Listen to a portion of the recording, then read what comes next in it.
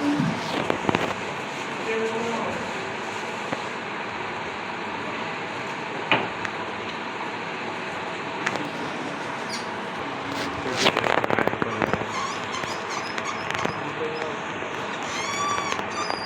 थोड़ा आगे दूसरा है ना, उसमें कुछ उधर थोड़ा उधर से इधर पास दूसरा है, इसमें चिकन होता है। चिकन को हम अपना 30 रुपये का रोटी होता है साथ। दो दिन हाँ, तो इधर भी हम गए थे, इसके पास ही तकरीबन 100 लोग अंदर करते थे, गेट बंद कर देता है।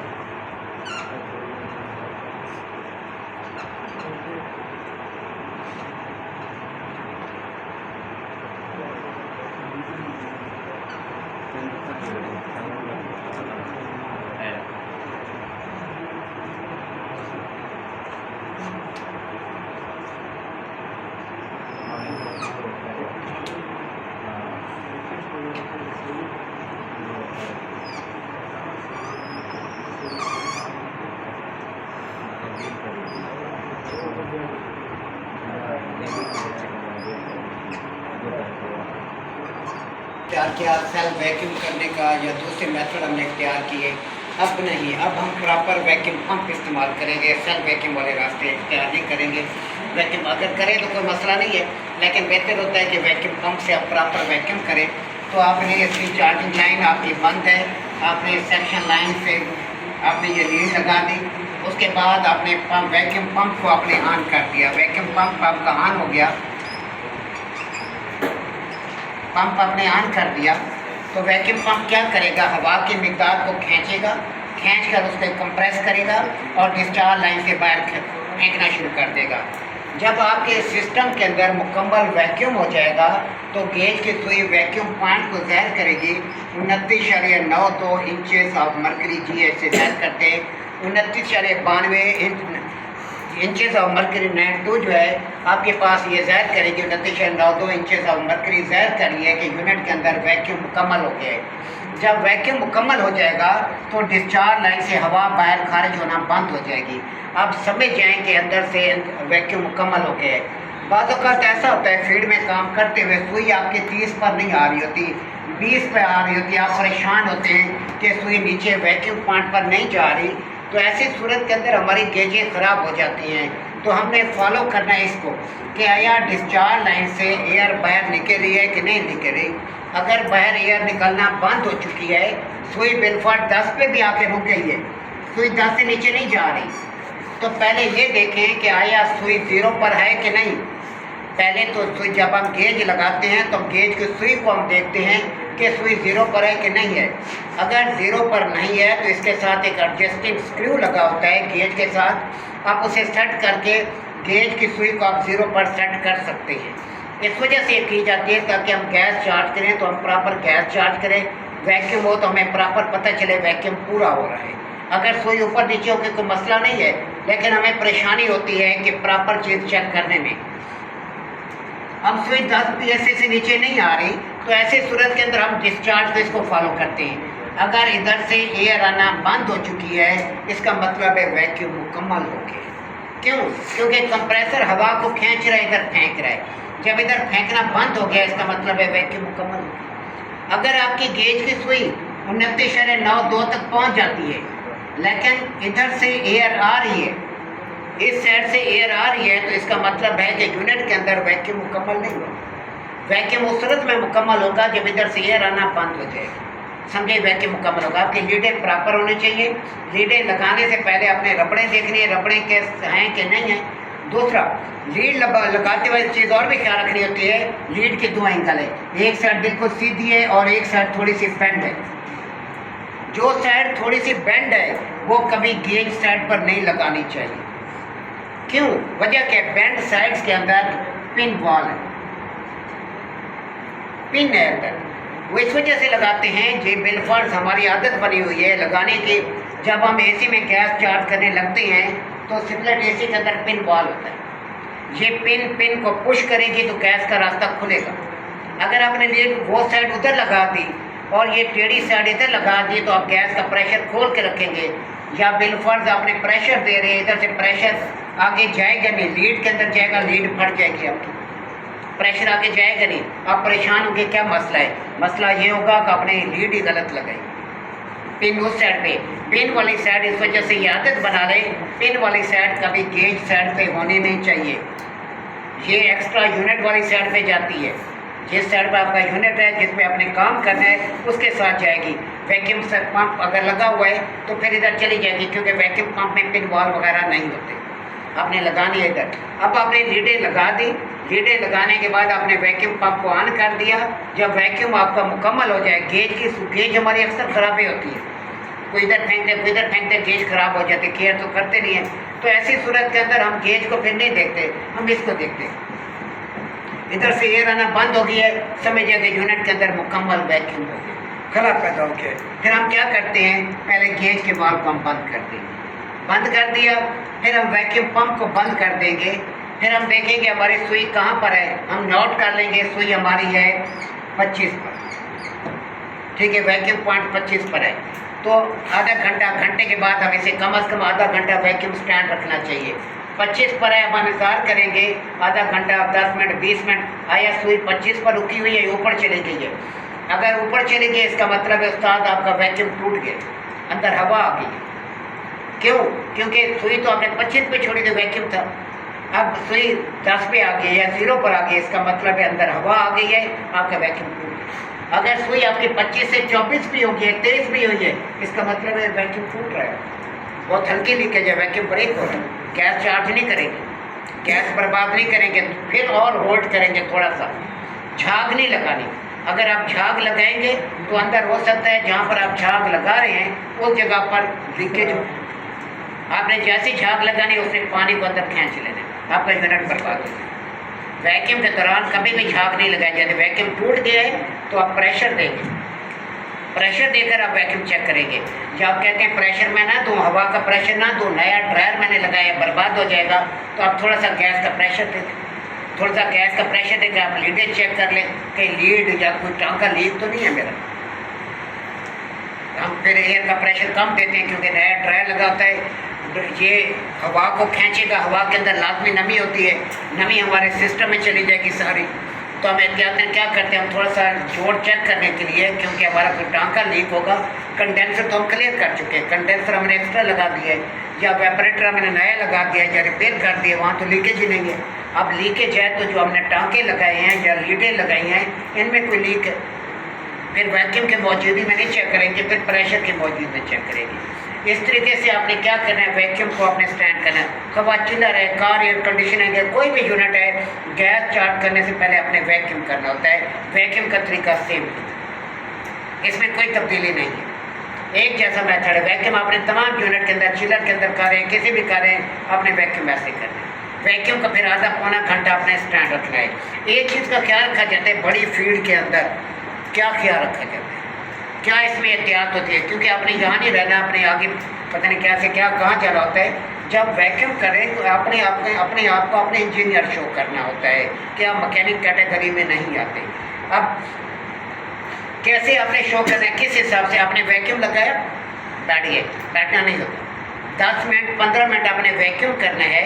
10-15 मिनट के बाद जिस टाइम आपने वैक्यूम लगाया आपने, उस टाइम एक चीज़ आपने नोट करनी होती है कि ये डिस्चार्ज लाइन से कितना प्रेशर खारिज हो रहा है। डिस्चार्ज लाइन से जब आपने वैक्यूम लगाया है आपने, तो कंप्रेसर ने हवा को खींचा, इस कंप्रेसर ने हवा को खींचा, इधर बाहर हवा को फेंका है, आपने देखा कितना प्रेशर आ रहा है, कितना ज़्यादा एयर है अंदर, आपने देख लिया।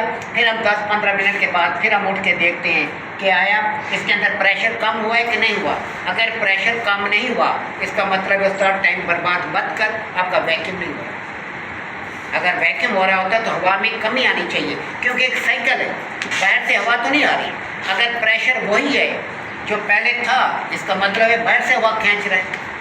आपकी एक साइकिल है, इसमें तो हवा कम होनी चाहिए, हवा कहाँ से आ रही है जो प्रेशर इतना है, ये चीज़ें नोट करती। हम क्या करते हैं, बैठ जाते आराम से, सुपरवाइजर एक साइड चार्ज आता है, वो तो टेक्निकल होता है, ये चीज़ें तो हम आपको समझा रहे हैं, वरना नाड़ी बंदे को नहीं समझ होती कि हम लोग इस चीज़ को तो नोट करते हैं। हम लोग बेहतर हो चुके हैं, बैठ के आराम से वैक्यूम लगा हुआ है, इंजीनियर आया, उसने कुछ भी नहीं किया, उसे इतना चेक कर दें, शुरू नहीं हो जाना उसने, उसने कोई गेज को नहीं देखना है, किसी चीज़ को देखना है कि आप कितनी देर पहले वैक्यूम लगाया। सवाल पहला होगा, सर आधा घंटा हो गया। आधा घंटा हो गया, अच्छा क्या कर रहे तुम?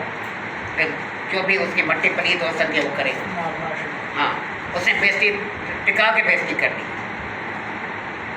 टिका के क्यों बेइज्जती करनी है? इस वजह से बेइज्जती करनी है कि आपने टेक्निकल जो इसके तरीक़ेकार हैं उसको आपने फॉलो ही नहीं किया।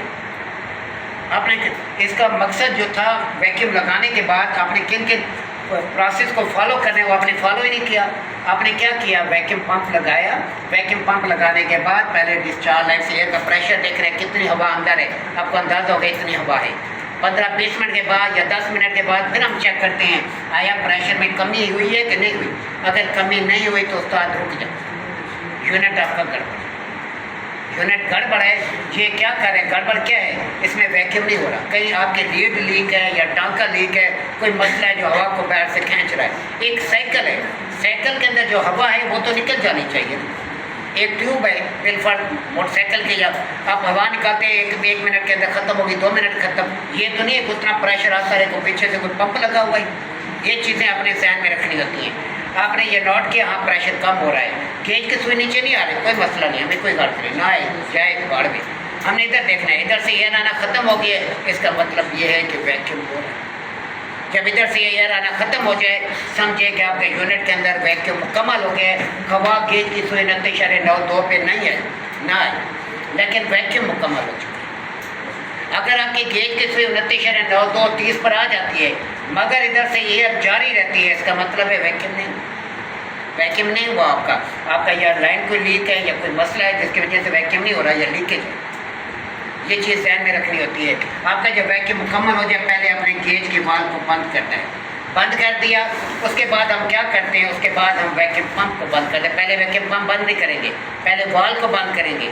अगर आपने पहले वैक्यूम पंप को बंद कर दिया तो अंदर वैक्यूम है, इधर से हवा एकदम अंदर सक करेगा कंप्रेसर, आपका वैक्यूम ख़त्म हो जाएगा। इस वजह से पहले गेज का वाल्व बंद करना अच्छी तरीके से, उसके बाद वैक्यूम पंप को बंद करके आपने 10 से 15 मिनट आधा घंटा अपने होल्ड करा कि आया कहीं आपका वैक्यूम ब्रेक तो नहीं होता। अगर सुई आपने देखी 29.92 पर आ गई है, आपने वैक्यूम बंद कर दिया था, कोई देर बाद आधे घंटे बाद देखते सुई ऊपर चली गई, इसका मतलब है वैक्यूम टूट गया, वैक्यूम ब्रेक हो गया। गैस चार्ज नहीं करेंगे, दोबारा प्रेशर देकर आप देखेंगे कहाँ लीकेज। अगर वैक्यूम अपनी जगह पर रुका रहे तो इसका मतलब है लीकेज नहीं है, वैक्यूम प्रॉपर है। ये प्रोसेस है तमाम यूनिट के अंदर, किसी भी यूनिट में आपने वैक्यूम करना है गैस चार्ज करने से पहले, तो ये प्रोसेस है। अब इसके बाद आपने क्या किया? अब हर चीज़ को समझे, आप गैस चार्जिंग। अब वैक्यूम पंप को हटा दिया। अब यहाँ से वैक्यूम पंप को हटाने के बाद आपने यहाँ पर आपने गैस सिलेंडर लगा दिया।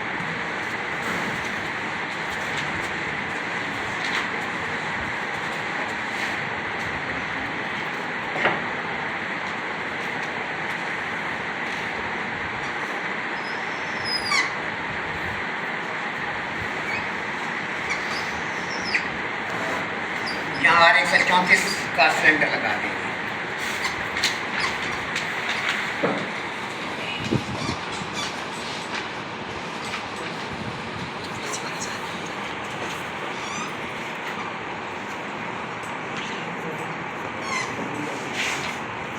ठीक हो गया, सिलेंडर आपने लगा दिया। अब आपने क्या किया? सिलेंडर लगाने के बाद पहले अपने सिलेंडर के वाल्व को खोलना है। सिलेंडर के वाल्व को खोलने के बाद आप अपने गेज के वाल्व को नहीं खोलना। गेज के वाल्व को इस वजह से नहीं खोलना आपने क्योंकि आपने वैक्यूम, ये लीड कहाँ लगी हुई थी? वैक्यूम पंप के साथ लगी हुई थी। आपने उतार कर किसके साथ लगाई है? सिलेंडर के साथ लगाई है, तो इस लीड के अंदर हवा चली गई।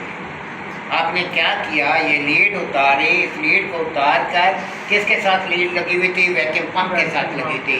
उतार कर आपने R134 के सिलेंडर के साथ जब लगाई तो इसके अंदर हवा चली गई है। इस हवा को निकालना पहले ज़रूरी है, अगर नहीं निकालेंगे तो आपका वैक्यूम का मकसद ही ख़त्म हो गया। समझ आ गई यहाँ तक? इसके बाद आपने सिलेंडर के वाल्व को खोलना है।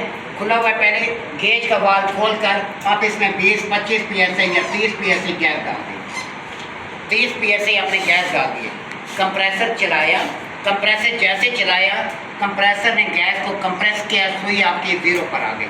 जैसे सुई 0 पर आई तो आपने कंप्रेसर को बंद कर दिया।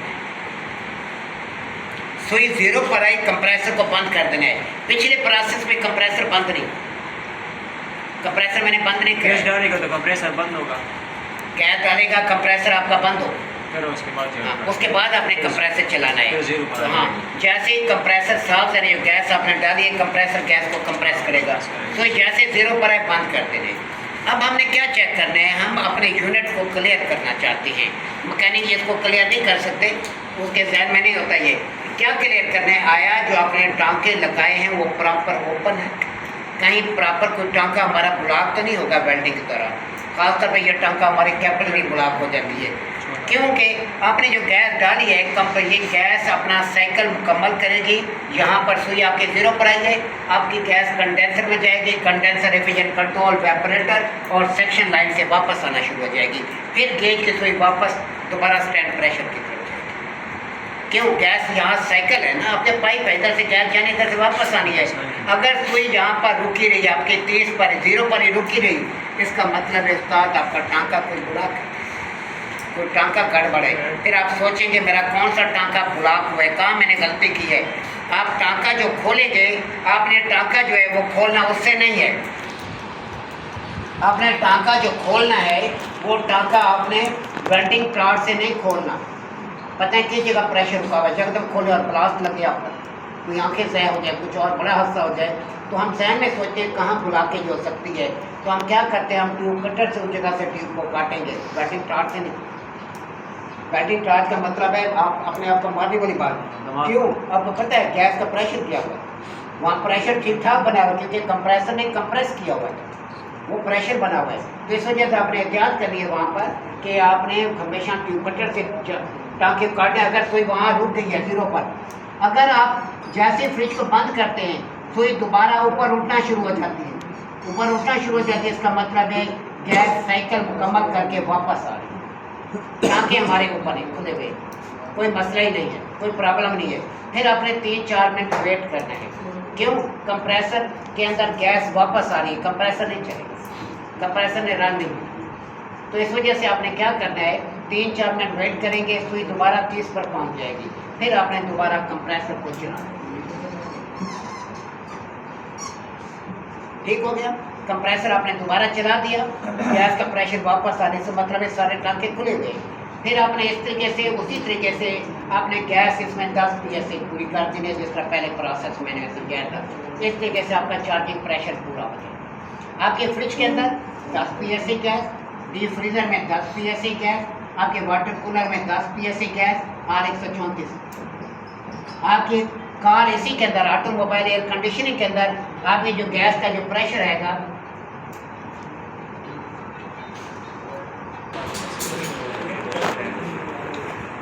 ऑटोमोबाइल एयर कंडीशनिंग के अंदर किसी भी गाड़ी के अंदर आप गैस चार्ज करेंगे, आपका प्रेशर होगा 30 से 35 PSI और 134 का। Fridge, deep freezer, water cooler और 30 से 35 PSI ऑटोमोबाइल एयर कंडीशनिंग। जहाँ पे स्क्रू टाइप कंप्रेसर लगे होते हैं वहाँ पर चिलर के अंदर स्क्रू टाइप कंप्रेसर होते हैं, वहाँ पर भी R134 चार्ज होती है। वहाँ पर इसका चार्जिंग प्रेशर जा रहा है 45 से 50 PSI। चिलर के अंदर जहाँ पे स्क्रू टाइप कंप्रेसर होगा वहाँ पे लिखा होता है गैस कौन सी डलती है, वहाँ पे आपका चार्जिंग प्रेशर 45 से 50 PSI आएगा। ऑटोमोबाइल एयर कंडीशन में 30 से 35 PSI आएगा। Fridge, deep freezer, water cooler वगैरह में 10 PSI तकरीबन आएगा, 8 या 10 पे चार्ज हो जाएगी। ये था जी आपका निज़ाम। देखिए आप ऑटोमोबाइल में 30 से 35, 30 से 35, 30 पे ज़्यादातर चार्ज हो गए। मैंने जितने किए 30, 35, 25 पे चार्ज हुई है। आगे रिटर्न आपको बता देती है।